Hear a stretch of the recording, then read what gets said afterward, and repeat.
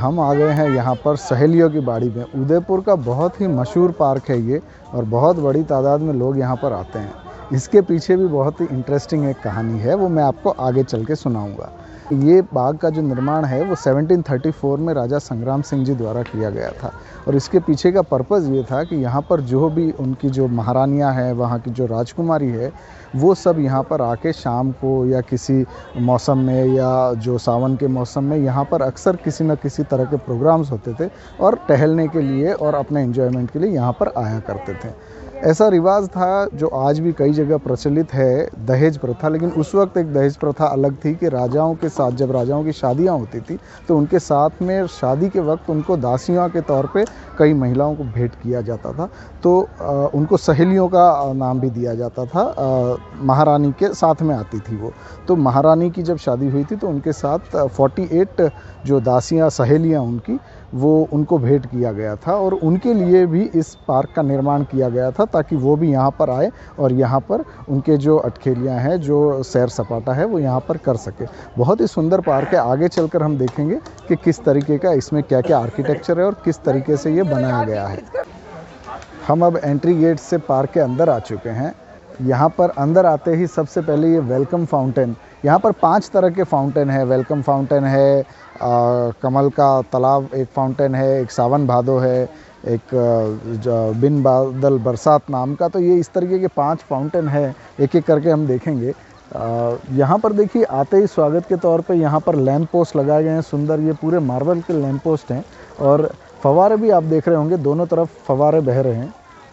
यहाँ की खासियत ये है कि इन फव्वारों में न तो कोई इलेक्ट्रिसिटी यूज़ हो रही है, और ना ही यहाँ पर किसी प्रकार की कोई मोटर या कुछ भी ऐसा यंत्र लगा हुआ है जिस कारण से ये फव्वारे चल रहे हैं। अब आप सोच रहे होंगे कि ये फव्वारे कैसे चल रहे हैं, किस तरीके से चल रहे हैं, तो आपको आगे बताऊंगा कि ये फव्वारे चलते किस तरीके से हैं।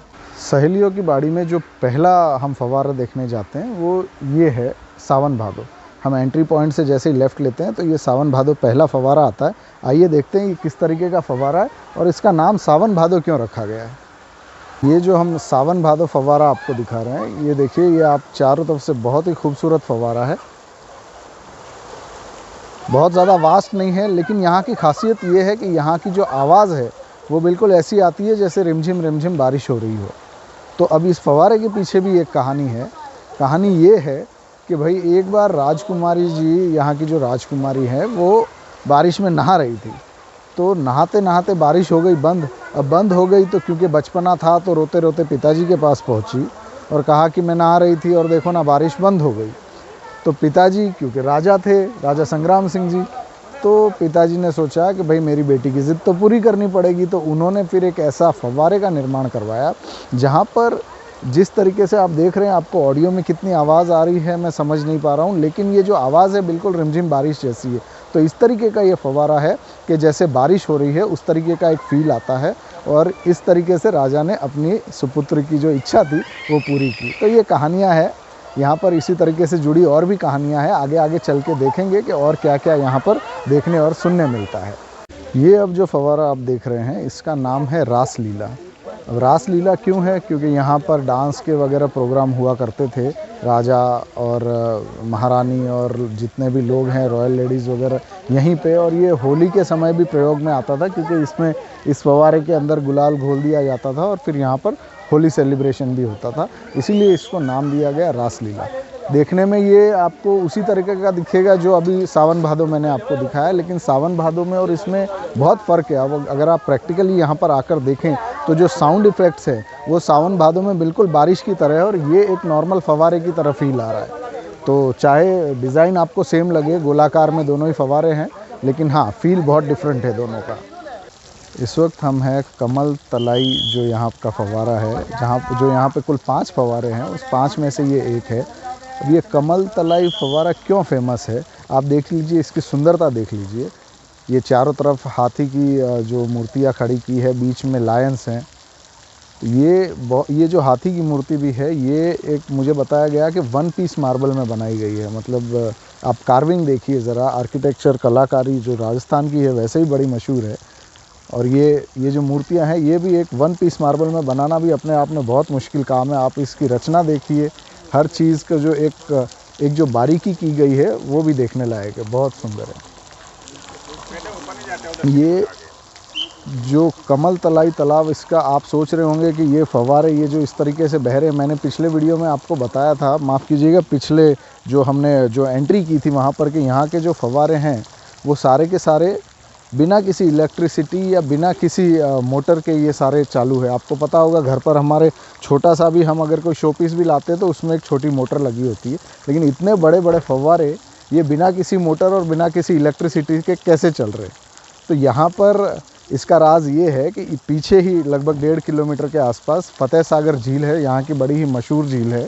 फतेह सागर झील के जो ऊंचाई पर स्थित है, लगभग 80 फुट के आसपास की उसकी ऊंचाई है, उतनी ऊंचाई से वहाँ पर जब ये वाटर फ्लो होता है वहाँ से इस फव्वार तक आता है, इस पूरे पार्क में वहीं का पानी आता है। तो वो जो वाटर प्रेशर है उस प्रेशर के कारण ये फव्वारे चलते हैं, और ये भी बहुत बड़ी अनोखी बात है अपने आप में।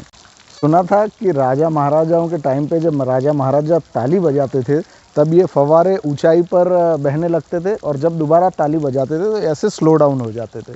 अब मैं राजा तो नहीं हूँ, लेकिन ताली बजा के देखता हूँ, शायद ये उड़ जाए।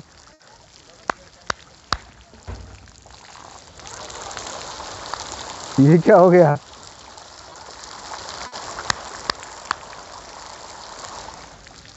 तो देख रहे हैं आप, शायद मैं ही यहाँ का राजा हूँ आज के टाइम में। तो ये मेरी बात सुनते हैं, आप भी आइएगा, लेकिन आपकी बात नहीं सुनेंगे। तो अब आप भी सोच रहे होंगे कि ये इस तरीके से फव्वारे हाइट पे गए फिर स्लो डाउन हो गए मेरी तालियों से। नहीं भैया, मैं कोई राजा नहीं हूँ, इसका राज सीधा साधा है। ये हमारे किशन लाल जी हैं, ये इस पार्क की देख रेख करते हैं, और जब मैंने ताली बजाई तो इन्होंने यहाँ का जो ये वॉल है ये वॉल खोल दिया था, और जब मैंने दोबारा ताली बजाई तो इन्होंने ये वॉल बंद कर दिया था। तो यही कारण है। तो आप अब अगर कभी आते हैं यहाँ पर तो आप चाहे 100 बार तालियाँ बजा लेंगे तो भी ये स्लो डाउन होने वाला नहीं है।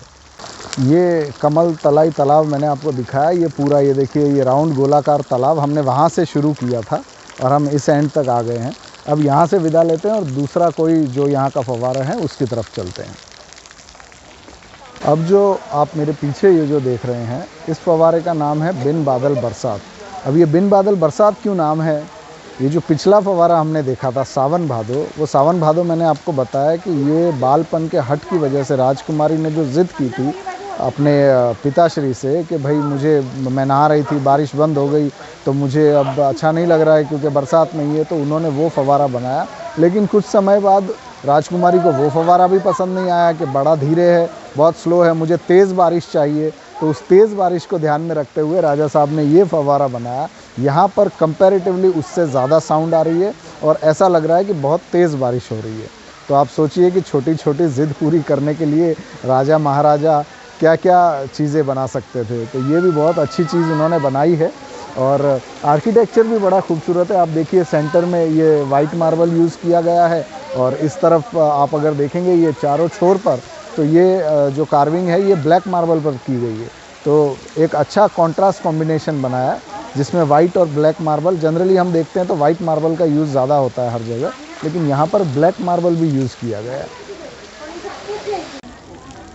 तो ये थी यहाँ पर एक बहुत ही सुंदर पार्क उदयपुर का सहेलियों की बाड़ी। ये इसका एंट्री पॉइंट है। हम पूरा गोल घूम के दोबारा से उसी एंट्री पॉइंट पर आ गए हैं।